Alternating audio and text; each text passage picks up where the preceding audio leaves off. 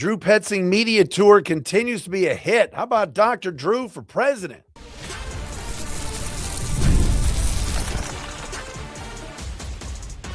You are Locked On Lions, your daily Detroit Lions podcast. Part of the Locked On Podcast Network, your team every day.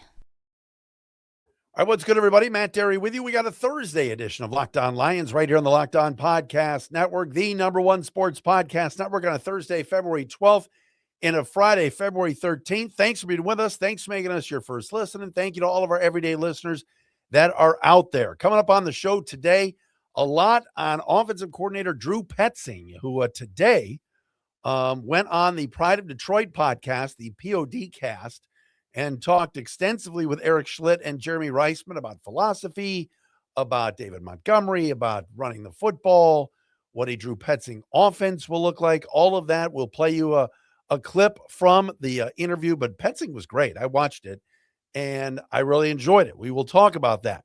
He also brought up an offensive coordinator comment about how there are tons of OCs on the staff in his mind, including one that nobody has ever said before. We'll get into that coming up momentarily. Kirby Joseph's contract, there was a question brought up in the mailbag from Justin Rogers at Detroit Football Network about what would happen if the Lions had to cut Joseph. If that knee injury just somehow, some way, they couldn't agree to an injury settlement and they had to release. Just bear with me. It was a good answer from Justin about his salary and what it would count against the cap next season. We'll get into that coming up momentarily. And I saw something today. A radio host and a guy I follow on Twitter, Sean Morash from WFN in New York, did a guesswork on week one and what matchups there were going to be around the NFL. And he predicted that the Lions would be playing on Sunday Night Football. I'll get into that at the end of the show today right here on Locked On Lions. Appreciate all of you being with us, of course. All right. I refer to him as Dr. Drew Petzing, the newest offensive coordinator for the Lions. And it has been a roller coaster ride these last 5+ years with Dan Campbell as head coach when it comes to the OC spot. All right. Things were at an all-time high. Greatest offensive coordinator the Lions ever had in their lifetime, ever, in Ben Johnson. Argue it. You can't. I know Mouse Davis was great, the run and shoot and all that stuff. But let me tell you, the job that Ben Johnson did in the 3 years that he was running the show and calling the plays, man, that Lions offense was superb. So much so that Ben Johnson, of course, went to become an offensive coordinator, I should say a head coach with the Chicago Bears. Yes, touchdown Bears, all of that. And then we had the roller coaster from year one when Anthony Lynn got fired midseason, or at least he got play calling duties removed, then fired. And then year 5, the great Johnny Morton, play calling duties let go, relinquished, then fired. So we've been up here and we've been down here. Now, the man I've called Dr. Drew Petzing, is in from Arizona, and he is ready to run the rock. And today he made a video that was sent out to all the season ticket holders, but this was more of an interview and a setting for Jeremy Reisman and Eric Schlitt, the proprietors of prideofdetroit.com, to sit down with Petzing and ask him some good questions. And they did. And, I got from some of my people in Arizona, I got the inside info that, look, when Petzing was in Arizona and he did his coordinator press conferences, it was a lot of vanilla. There wasn't a lot there. All right. Great guy. Everybody likes him. Good personality, but didn't say much. And I think the way that it was structured under then head coach Jonathan Gannon in Arizona, I think the coaching staff and even their GM out in Arizona, very close to the vest. Here, a little bit different. All right. We've seen the personalities come out. Dan Campbell doesn't care if Dave Phipp is funny or not. Dave Phipp's hilarious. Kelvin Shepard's press conferences are entertaining. So the Lions, I think, give their coaches an opportunity to show off their personality and just be themselves. All right. Some organizations don't allow it. All right. I'm a massive, as you guys all know, Cleveland Guardians fan. That's my number one squad. All right. Those are my guys. I do a podcast with my brother, the Dery Brothers Guardians cast. I'm obsessed. All right. But our coaches, there's a lot of reeling in of personalities and how the media and how PR and media relations operates with that team. You just don't get to see it a lot. All right. If you've ever had to cover Michigan football, it was the same type of thing. It's like the freaking Kremlin in Ann Arbor. You're rarely going to get to hear an assistant coach talk down there. It's like everything's so guarded. Lions are not that way. Maybe the Cardinals were, but I thought Petzing was extremely entertaining and informative today in his interview on the Pride of Detroit podcast. One thing that he was asked today by Jeremy Reisman was about his offense and what that would look like. Let's take a listen to this, courtesy of Pride of Detroit. What does a Drew Petzing offense look like?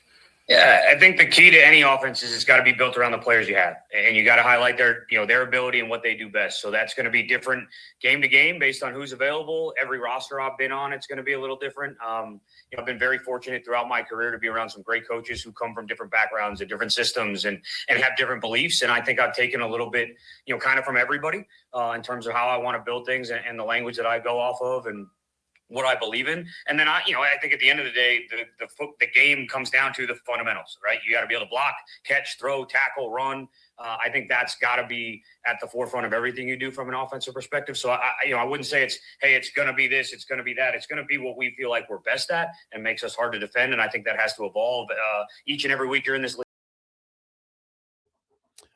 All right. So there was Petzing talking about his offense. And again, he brought it up. He used one of the terms that I've been saying lacked this year in Detroit, blocking and tackling. And it is so stupid. I sound like I'm not breaking any major news here. I mean, you tune into Locked On Lions for content. I'm doing the best I can daily to bring you that. I'm not breaking any ground here. Blocking, he said it, blocking and tackling.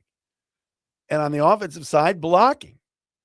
And later on in the show, they were asking about the run game and how that would look. And he just said, we've got to run with an attitude. This past season, the 2025 campaign, while the Lions had two very good backs, maybe arguably the best back in the game in Jahmyr Gibbs and a damn good number 2 in David Montgomery, they just couldn't block. Do you remember the Minnesota game? I know I hate bringing up week 17, Christmas Day. The Lions could not run the ball against a team playing for nothing in the Vikings with all sorts of injuries. And that Vikings defensive line with all those backups mauled the Lions. They could not run the ball. Pittsburgh game when the Steelers ran it down their throats and the Lions could not run it. And I get it. Pittsburgh always is tough and everything else, but it just got to a point last year where there was not enough creativity offensively. The blocking schemes were not great. We had Brett Whitefield on from Fantasy Points 2 weeks ago, and he said it. I want to see more zone blocking. I want to see more counters. And I think what Drew Petzing is going to do once he gets his mitts on these guys is see what he has, see the strengths of a guy like Christian Mahogany at left guard or Tate Ratledge at right guard. They're going to figure out who's playing center this year. I don't know who it's going to be. I'm voting for Tyler Linderbaum, but my vote doesn't matter. Or McGovern from Buffalo. Go get one of the top 2 centers and stick him in the middle of that offensive line. But I love what Petzing said. Run with attitude. All right. Yes, he's going to put some zone schemes in. Yes, he'll scheme out what 2024 looked like with the Cardinals when he had double tight ends, James Conner, but they ran the stinking ball and did well.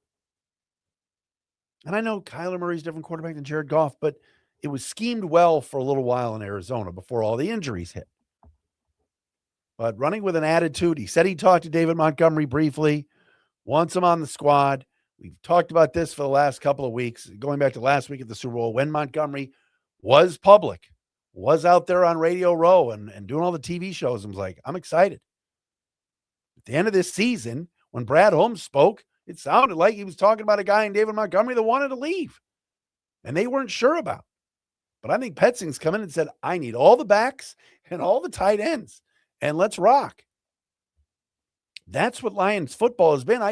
I get the passing game. I get having a Pro Bowl quarterback in Jared Goff, arguably a top 5 receiver in Amon-Ra, arguably a top 12, 15 receiver in Jameson Williams, top 5 tight end. But if you're not running the football and setting up that play action passing game with Goff, it's not going to work. And I liked how Petzing described it today about running with an attitude of gratitude. All right, coming up next, Lions have a boatload of offensive coordinators on their staff, including one that's a player that Drew Petzing brought up today. We'll get into that on this Thursday edition of a Locked On Lions.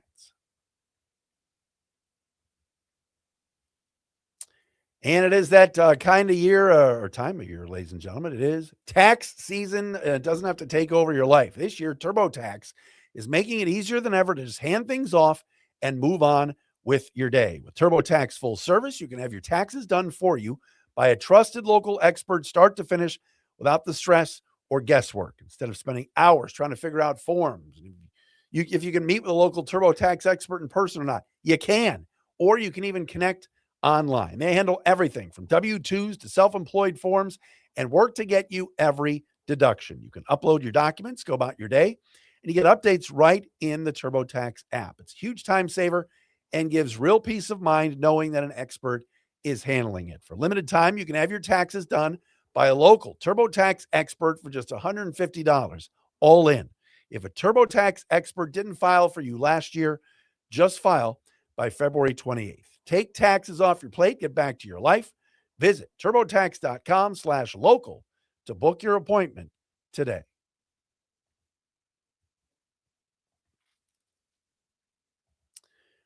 All right, welcome back. Thanks for making us Locked On Lions your first listen. Thanks for making us the #1 sports podcast network, Locked On Lions. Matt Dery with you.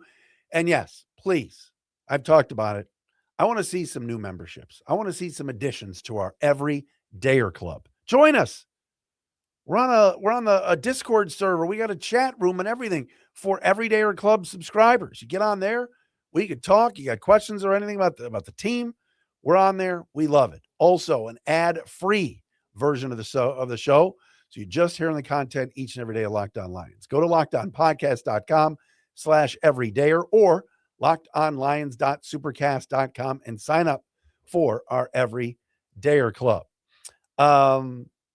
One quick note here. And I'm not going to upset the audience, but I'm going to say something I got to say. Yesterday in this town, the Justin Verlander love-in was something else. And look, the guy's an awesome Tiger. He's probably the best pitcher in the history of the organization. Hall of Famer. He's going in as a Tiger, number 35. Guy's amazing. He's now 43 years old. He signed a 1-year deal with the Tigers yesterday, and just everybody, just lathering up. You know, they just were like, this is the greatest move ever. This is putting us over the top. And GM Scott Harris, Chris Ilitch is all in. Chris just all in. Today, Verlander speaks, and he's like, I called the Tigers the day after the season last year, and we couldn't really communicate much. And to be quite honest, it wasn't even a fit. And then all of a sudden they called. Well, of course, all of a sudden they just called. Reese Olson, one of your 5 starters, is out for the year. So yesterday it was Chris Ilitch will do whatever it takes. Today, Verlander basically threw the organization on the bus. Like, I've been trying to get on the team. They wouldn't let me on, but man, now we're on. Well, of course now you're on because one of your starting pitchers is out for the season. It just makes me laugh. It does. The Detroit media just loves the Tigers. The Tigers can do no wrong. It's like their favorite team, you know? Lions have been awesome for the last, 4 years? And I know last year wasn't good and they deserve criticism. I'll criticize them. But Lions have a hangnail and the media's like, SOL, Tigers, oh my God. They could be on they could be sprayed from the fountains in center field and get soaking wet and say they deserve to get soaking wet. Just whatever. Congratulations, Verlander's back. Look, Valdez can't argue. I mean, great pitcher. They got a great rotation. They probably are the favorites to win the division. It's just it's funny to me. Chris Ilitch is all in. He's all in when one of his other guys got hurt and they were desperate. Don't give me that. I'll take Sheila Hamp over Chris Ilitch. All right. I'm filibustering. Interesting comment today from Drew Petzing on this POD podcast, Pride of Detroit. And then they were asked about Jared Goff, and Petzing said that not only he said that the Lions have a handful of offensive coordinators like on staff, himself, Mike Kafka, Dan Campbell's got play calling experience, and Bruce Gradkowski, who's also on the staff. But he also said that Jared Goff is another offensive coordinator. Quote, to me, a good quarterback play call relationship. He's another coordinator on the staff. He's another coach because of how much time is required to play that position at a high level and how involved. We don't do anything without the quarterback touching the ball. So everything we do has to be based around his skill set, making him comfortable, allowing him to see the game the way that he thinks he sees it best. And I can read the rest of it, but here's the bottom line on this. And this is what I liked about watching Petzing talk today to Jeremy and Eric. There's not a lot of ego there. It wasn't like Drew Petzing's like, yeah, Jared and I will figure things out, and he's the quarterback, I'm the coordinator. No, he's like, no, Jared's a part of what we're doing. He's like a coordinator on the team, even though he's only a player. That kind of relationship, I don't know what the John Morton, Jared Goff relationship was. No clue. All right. Now, Goff signed off on it last offseason because they did talk to him about it. And he knew Johnny Morton from his days as an offensive quality control assistant under Ben Johnson. But I like that Goff was informed and involved in the decision of bringing Petzing in. And I love the fact that Petzing's like, hey, he's a coach on the field. We're going to rely on him, lean on him. He's a coordinator too. That's unselfish. That's team-oriented. And that's what you're looking for. Last thing you want is some know-it-all coming in and going, oh, watch this. I'm going to change up everything. This is my show. Dan gave me the keys, and I'm going to drive this thing around. No, he's like, we're going to do what's best for us. I'm not reinventing anything. Jared's a part of it. Bruce is a part of it. Mike Kafka, Mark Brunell, Dan Campbell, they're all a part of it. Collaboration. Winning teams have that. I love that. I thought that was a really, really good comment. All right, so what happens if Kirby Joseph's knee is just creaky again? Justin Rogers, Detroit Football Network. I subscribe to Justin. His stuff is great. Did a Q&A or a mailbag, and the question was asked, what's the most realistic exit path for the Kirby Joseph contract? And Justin said, quote, before answering, let me state that I'm not giving up on Joseph yet. There are too many unknown variables with his knee for me to definitely call it a career-altering or career-shortening. That said, if last year's woes linger through next season, the Lions will unfortunately have to weigh the former All-Pro's future with the franchise, and the best time to do that will be ahead of the 2027 season. So basically what Justin is saying is you're stuck with this guy for 2026 regardless. Rogers adds, quote, Joseph's contract is structured with option bonuses each of the next 4 years. This season, the $9.6 million bonus is guaranteed. So it would cost the Lions more against the cap to cut him than to keep him by a significant margin. We're talking $15 million. Justin adds the $16.6 million bonus in 2027 isn't guaranteed. And while his cap hit would only be $9.2 million next year or 2 years from now, if the bonus is exercised, it significantly increases the cap penalty if the sides were to part in 2028. So you're talking about a $15 million margin in the cap if you cut him or if you keep him. The bottom line is this. They've got to figure out a way. And I don't know if look, he had surgery at the end of last year. Now we got to see if he can recover. All right. Dr. Chow, the NFL doc that Dave Burkett talked to over the Super Bowl, he was talking about Joseph. It could be a Hail Mary for him. And again, the doctor had not seen Joseph's knee and hasn't even seen it in person, nor with any x-rays or MRIs or whatever. But yes, for those thinking, oh yeah, we just cut him. No. You cut him, your cap hit is $15 million more than if you keep him. But look, he's an excellent football player. They need him healthy. He was not healthy all of last year. He played in 4 games, but he was 100% at the start of the year. And if it lingers and if there's an injury that is just untenable, that sucks. It sucks, but we'll keep an eye on what the Lions do at safety. And if they add somebody, anticipating that they might not have Kirby Joseph this year again. And if they don't have him for all of this, I mean, then it's probably over, which would be so sad. All right. Is there a chance the Lions could be the Sunday night game to start the season? One radio host in New York has an interesting matchup for week 1. We'll tell you about that next.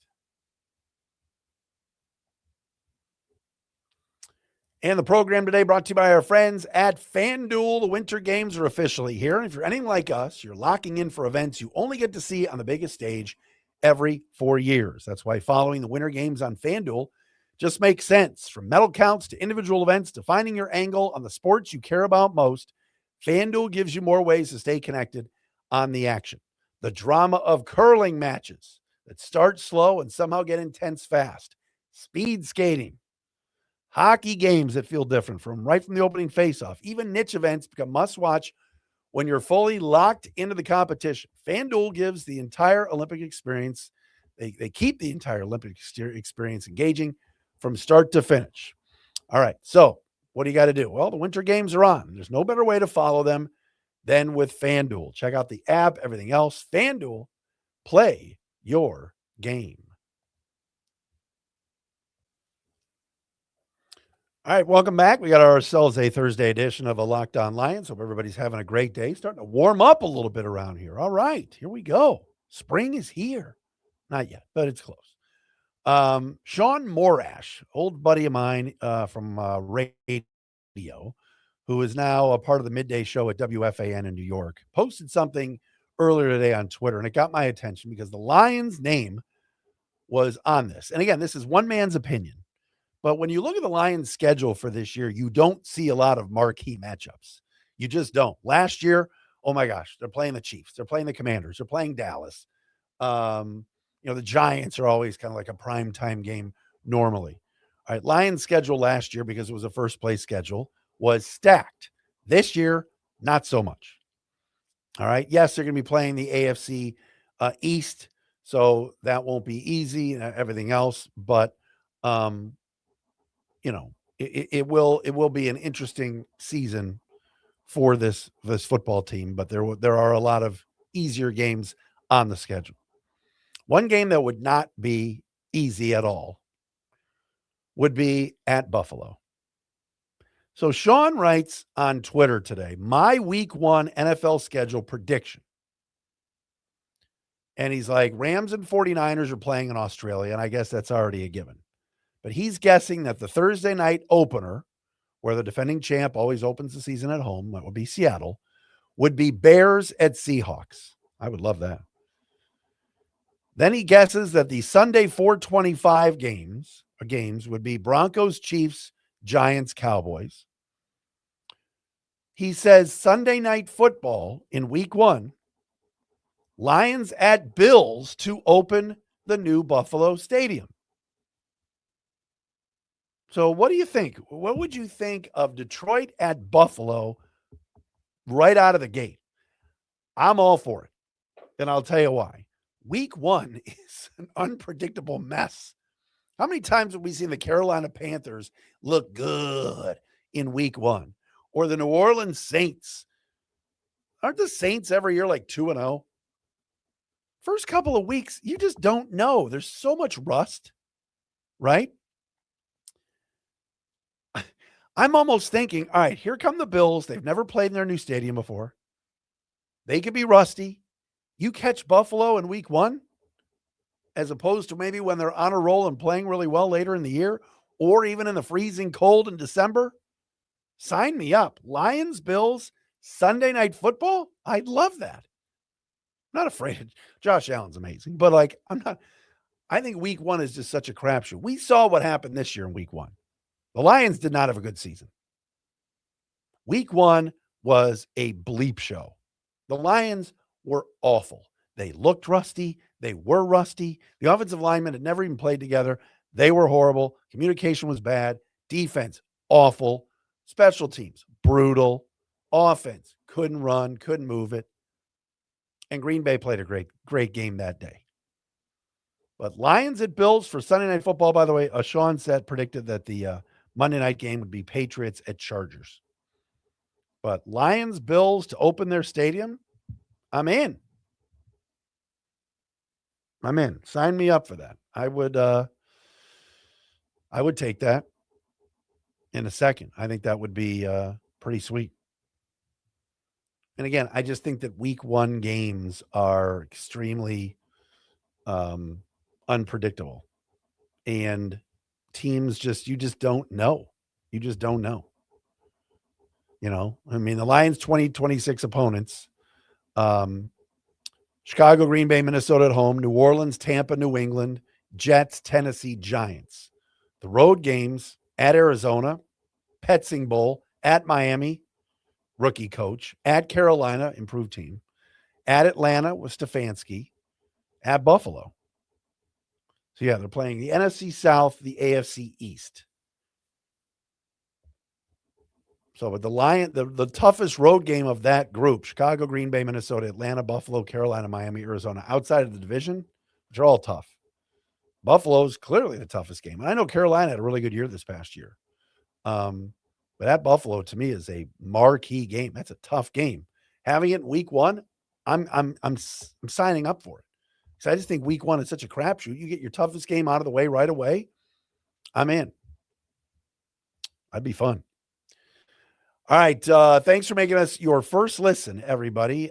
Checking us out again, wherever you get your podcasts. Check us out on TikTok, Instagram, Locked On Lions, the Facebook page. Thanks to all of you that chime in on YouTube and everything else. And check out that interview that Jeremy and Eric from Pride of Detroit did with Drew Petzing. It was really, really good. We're back again tomorrow.